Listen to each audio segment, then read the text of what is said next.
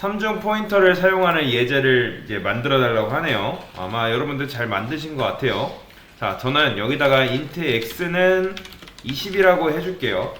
자, 그러면 x라는 공간을 제가 만드는 거고 거기에 20이라는 값을 넣어준 겁니다. 자, 그러면 1중 포인터 여러분들 잘 알고 있잖아요. 우리가 계속 배웠는데. 자, 이렇게 하면 이게 뭐예요? 포인터 변수를 만드신 거 아시죠? 자, 그 다음에 여기에 뭘 넣어준다? x, 즉 x의 주소를 제가 포인터 변수 p에다가 넣어준 겁니다. 자, 그러면 요 포인터 변수 얘는 몇 바이트라고 말씀드렸죠? 얘는 8바이트다. 8바이트고 근데 가리키는 건 몇 바이트짜리다? 현재 이 p는 4바이트짜리를 지금 가리키고 있는 거예요. 즉 x가 4바이트잖아요. 그렇기 때문에 얘는 4바이트를 가리키는 이제 포인터 변수다라고 여러분들 이해하시면 됩니다. 자, 그러면 이 상태에서 가야겠죠. x의 주소로 가야겠죠.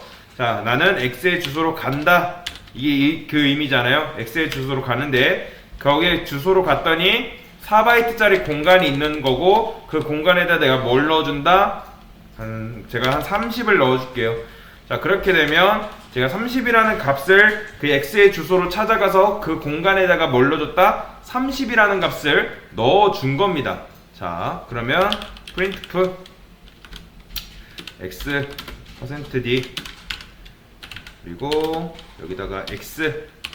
자, 이렇게 하면 뭐가 나와요? 당연히 자, 처음에 이게 없었을 때 당연히 이거는 뭐가 나와요? 20이 나옵니다. 그러나 제가 이렇게 해줬을 때 포인터 변수 x의 주소를 포인터 변수에 넣어줬고 여기에 그 주소로 찾아가서 내가 30이라는 값을 넣어줬기 때문에 지금 x는 뭐가 나온다? 32 이런 식으로 출력이 되는 걸 볼 수가 있습니다. 자, 이런 식으로 1중 포인터를 만들 수 있고요. 자, 그 다음에 2중 포인터 한번 만들어 볼게요. 자, 2중 포인터는 어떻게 만들면 돼요? 자, 이런 식으로 만들면 되는데 pp 그리고 x 뭐 이렇게 해볼게요. 자, 이렇게 끊어 읽으세요. 요렇게 끊어 읽으세요. 자, 이거는 뭐예요? pp라는 변수는 주소를 담는 변수구나 라고 알 수 있습니다. 그리고 이렇게 나눠 읽으시면 됩니다. 이런 식으로. 자, 이렇게 뭐 이게 없지만 이런 식으로. 자, 이렇게 나누면 이게 몇 바이트예요? 이게 몇 바이트다? 8바이트라고 여러분들 말씀을 드렸어요. 그래서 pp는 현재 몇 바이트를 가리키는 변수다? 8바이트를 가리키는 포인트 변수다 라고 말씀을 드렸습니다. 그에 반해 이 p는 몇 바이트를 가리켜요? 4바이트짜리 x, int를 가리킨다 말씀을 드렸습니다. 자, 그런데 지금 이거에 맞는 거예요? 틀린 거예요? 여러분들?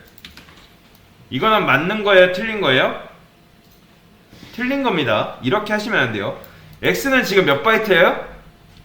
4바이트잖아요. 근데 지금 pp는 몇 바이트짜리를 바라보고 있어요? 8바이트짜리를 바라보고 있어요. 그렇기 때문에 이렇게 하시면 안 됩니다. 여기다가 내가 이렇게 이중 포인터, 즉 8바이트짜리를 가리키는 포인터 변수를 만들어 놓고 거기에 x의 주소를 담는다? 그러면 안 됩니다. 자, 그 다음에 이렇게 하면 안 되고 이렇게 하면 되는데, 자, 이거는 어떤 뜻이에요? 이건 돼요? 안 돼요? 자, 이것 또한 안 됩니다. 왜요? p는 지금 뭐예요? p는 지금 x의 주소잖아요. 사실 p는 x의 주소가 들어가 있기 때문에 이렇게 하면 또한 안 됩니다. 이해하시나요? 자, 그러면 이거는 이렇게 해야겠죠. 어떻게 해요? 이렇게. 자, 그러면 이건 될까요? 안 될까요? 이건 잘 되겠죠. 뭐예요? 나는 int 이런 형태의 변수만 가리키겠다. 그러니까 지금 보면 요 p랑 같죠. 이렇게 보면 p랑 같단 말이에요. 자, 아쉽지만 근데 이 pp로는 여행을 몇 번을 가야 돼요? 이 pp로는 여행을 몇 번 가야 돼요? 2번 떠나야 됩니다. 왜요? 이 p의 주소로 갔더니 한 번 여행을 갔죠? 그래서 P의 주소로 찾아갔더니 누가 있어요? 열어보니까 보물상자를 열어보니까 X의 주소가 있는 거예요. 그렇기 때문에 또 이 P를 이용해서 X의 주소로 찾아가야겠죠. 그리고 그 공간에다가 이렇게 값을 넣어주는 거고요. 자, 제가 여기다가 이렇게 해볼게요. 다시. 자, 이거는 뭐랑 같은 말이에요? 이렇게 하면 뭐 비주얼 스튜디오에서는 오류가 나지만, 자, 이렇게 하면 이거랑 같은 말입니다. P는 20. 요 안에 20을 넣겠다. 근데 이렇게 해주면 안 되죠. 그래서 여기다 뭘 해줘요? 이렇게 해주셔야 됩니다. 자, 그래서 이렇게 해줘야지. 이러면 뭐다? 이게 이 PP가 결국에는 요 P의 주소를 담고 있기 때문에, 이 P의 주소는 결국에 누구를 가리켜요? X의 주소를 담고 있잖아요. 그 X를 찾아가니까 뭐야? X는 20이 들어있잖아요. X는. 근데 지금 여기다 30을 넣어준 거고, 그러면 결국엔 이거는 뭐랑 같은 거예요? 지금 원래는 X는 20. 요 말이랑 같은 거죠. 그러니까 제가 여기다 20을 바꿔볼게요. 그냥. 결국엔 이거랑 같은 말이란 말이에요. 자, 이해하시죠? 이해하시나요? 그쵸? 그러면 제가 여기다가 이거를, 자, 이렇게 했을 때 요거는 이렇게 했으면 여기엔 뭐가 출력이 될까요? 요 이중 포인터 여기는 뭐가 출력돼요? 보시면 40이 출력되는 거 볼 수가 있습니다. 자, 그 다음에 3중 포인터 간단하죠? 3중 포인터도 크게 어려울 거 없죠? 3중 포인터 어떻게 만들면 돼요? PPP 해가지고 여기엔 뭘 담아요? P의 주소 아닙니다. X의 주소 아닙니다. PP의 주소를 담아야겠죠. PP의 주소를 담아야 됩니다.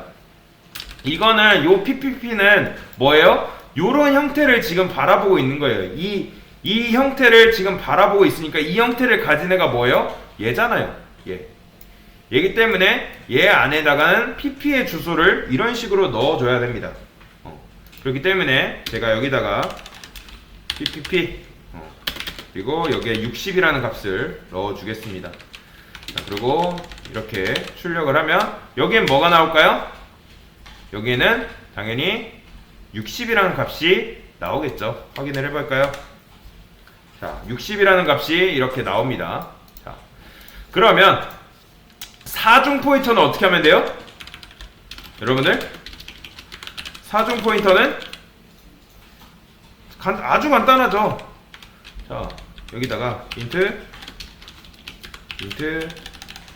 PPP 하고 여기다가는 PPP의 주소를 넣으면 되겠죠. PPP 그리고 PPP 에다가 80 이렇게 값 넣어주고 이렇게 하면 여기는 4중 포인터란 여기는 뭐가 나와요? 80이라는 값이 이렇게 나옵니다. 그러니까 결국에는 이 PPP는 뭘 바라보고 있다? 이 PPP의 주소를 바라보고 있는 거고, 그리고 이 PPP는 뭘 바라보고 있다? PP의 주소를 바라보고 있는 거고, 그리고 이 PP는 뭐를 바라본다? P의 주소를 바라보고 있고, 결국에는 이 P는 뭐다? X의 주소. 그러니까 X는 뭐가 들어있어요? 20이니까. 자, 만약에 이걸 다 지우면 요거에 지금 값을 제가 할당을 해놨잖아요. 근데 이걸 다 지우면 X는 뭐가 나올까요? 20이 나옵니다. 22. 근데 지금은 이렇게 했으니까 이런 식으로 값이 할당되는 거 볼 수가 있습니다. 자, 이것도 한번 해볼까요? 제가 자, 이런 식으로 하면 자, 아까 우리가 했던 건데 요 주소로 한번 찾아가 볼게요. 결국에는 이제 이 주소로 찾아가게 되면 여기에 뭐가 들어있어요? 결국에는 최종적으로 값은 이 x에 뭐가 들어있어요? 보이시나요 여러분들? 우리가 x에 처음에 초기 값에 80 넣어줬잖아요. 아니 80에 20 넣어줬잖아요. 근데 이 포인트 변수에다가 값을 이렇게 80으로 넣어줬기 때문에 이 포인트 변수 또한 80이 나오는 거고 x도 최종적인 값이 뭐가 나와요? 80이 나오는 겁니다. 이해되시나요? 그쵸? 그래서 이런 식으로 할 수가 있다라는 거 간단하게 해봤습니다. 네, 예제 한번 풀어봤습니다. 이상입니다.